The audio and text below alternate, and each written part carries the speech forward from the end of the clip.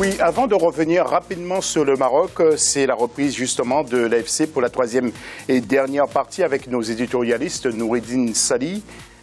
Bonsoir Noureddine. Bonsoir. Et puis M. Mohamed Traoré. Bonsoir. Oui, la question, comment jugez-vous l'attitude de la FIFA à propos du mondial au Qatar? Vos réponses sur nos réseaux sociaux, mais aussi à fc@africa24tv.com. Pourquoi tant de polémiques autour de la Coupe du Monde au Qatar? C'est le football international. Voilà, pas de générique. Alors, Noureddine qui nous a dit pendant la pause, oui, c'est pas normal que je puisse pas jeter un coup d'œil sur le classement du championnat marocain. Ben Noureddine, bon, on va le faire parce que vous êtes exigeant. Nous allons regarder le classement justement de ce championnat marocain pour voir. Eh bien, c'est Wydad Casablanca qui est en tête devant Kouibjaga, Fous Rabat est à la troisième place. Ouais, et Difa El Shadida donc est à la cinquième place. Que pensez-vous d'ailleurs, Nouré, de cette La confirmation du WAC de Casablanca de Tocha qui est en train de faire un bon boulot, le retour du WAC de Casablanca à la commande du football marocain, l'absence du Raja de Casablanca qui traîne le pied en championnat, il est pratiquement dans 8e ou 9e dans ce championnat, et puis la confirmation d'un jeune qui s'appelle Dmi'i, lui il est l'entraîneur de Kaukab de Marrakech et ces 3 années il est en train d'impressionner le football au Maroc. Vous n'avez pas voulu faire plaisir à quelques téléspectateurs marocains bon, non, je plaisante bien sûr. Nous allons revenir sur les 8e de finale de la Ligue des Champions avec les rencontres qui ont eu lieu le 24 février et notamment Manchester City qui a perdu devant Barcelone 2-1 sur le terrain de Manchester et puis Juventus Borussia Dortmund 2-1.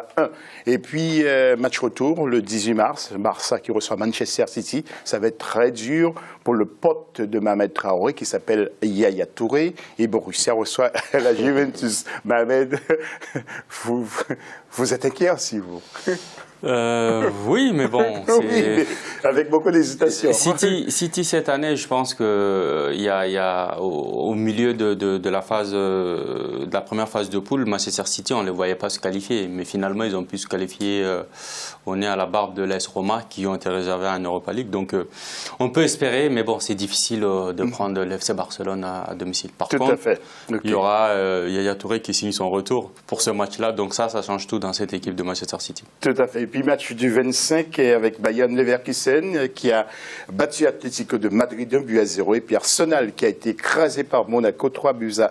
Match retour le 17 Atlético Madrid contre Bayern Leverkusen. Et puis attention, Arsenal va jouer à Monaco, mais vous savez que l'entraîneur d'Arsenal connaît bien Monaco. Il a joué, il a entraîné, c'est M. Arsène Wenger.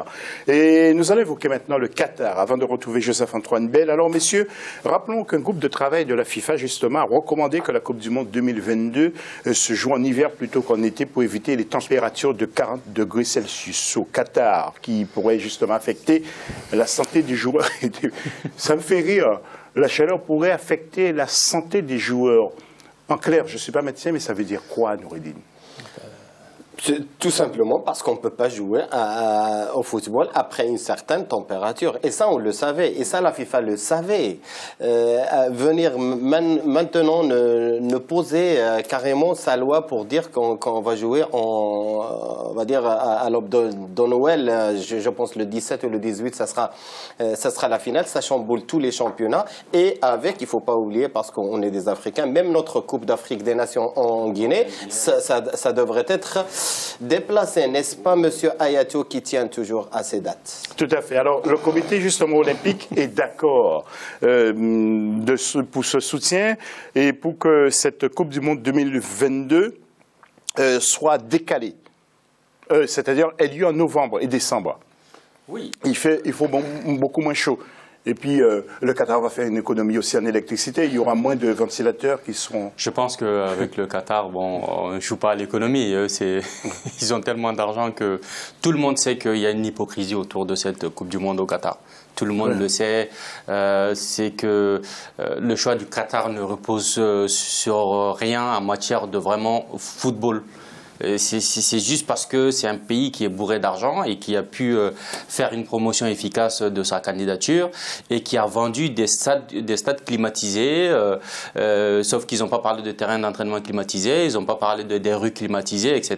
Donc, tout le monde savait que c'était aberrant. Et pour, ce que je voudrais ajouter, c'est que un des anciens joueurs du PSG, Joseph Pierre Fanfan, qui a joué au Qatar, nous le disait. Des fois, il finissait le soir avec des perfusions parce qu'il avait joué un match, il faisait tellement chaud qu'il fallait se réhydrater. Donc, tout le monde le savait, sauf qu'on a fermé les yeux. OK. Éric Cantona qui dit qu'une Coupe du Monde peut être vendue, Joseph. Qu'en pensez-vous de toute cette histoire? Personnellement, j'en ai un peu marre, Joseph. Joseph, qu'on dise, oui, le Qatar, on va faire ça ou ça. C'est un peu rageant, non? Je pense surtout qu'il y avait quelque chose à dire dès le début et qui aujourd'hui montre très bien que la Coupe du Monde au Qatar, c'était de la complaisance. Vous savez très bien que pour obtenir une Coupe du Monde ou une quelconque organisation, vous devez présenter un dossier et il y a un cahier des charges. C'est donc par avance que vous devez dire ce que vous ferez. Or, remarquez que dans le cas du Qatar, on a accordé, on a attribué l'organisation au Qatar et on a commencé à se poser des questions ensuite. Donc, ce qui veut bien dire qu'il y a eu quelque chose qu'on n'ose pas nommer, que les Anglais nomment très bien.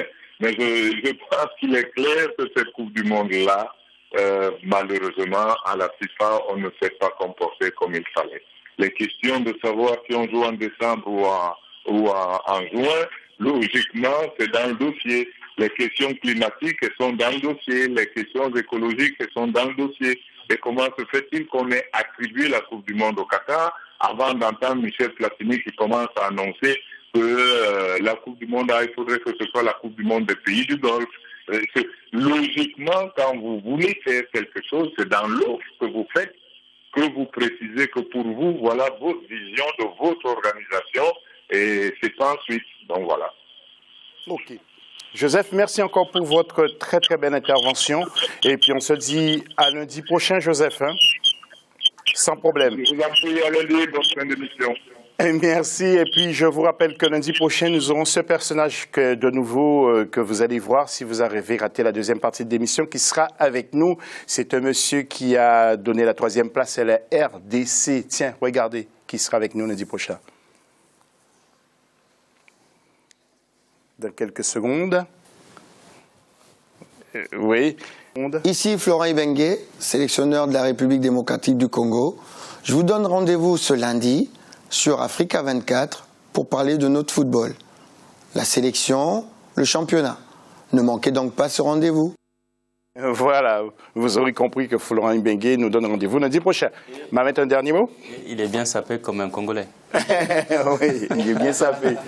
Comme Noureddine aussi, hein, on a l'impression qu'il a vécu un peu au Congo, lui. Hein. Moi, j'ai pas gagné les Coupes du Monde, le 3e en Coupe d'Afrique. Hein. OK, messieurs, merci. Je félicite, si tu permets, encore une fois, ces aiglonnés de Maliens qui nous ont vraiment fait plaisir. Ah, tout à fait. Les U17, voilà. C'est la fin de cette émission. Merci beaucoup de l'avoir suivi. Je sais que vous êtes très, très, très nombreux à nous regarder sur le continent. Restez bien sûr fidèles à Africa 24. Dans quelques instants, d'autres infos sur votre chaîne. À très vite.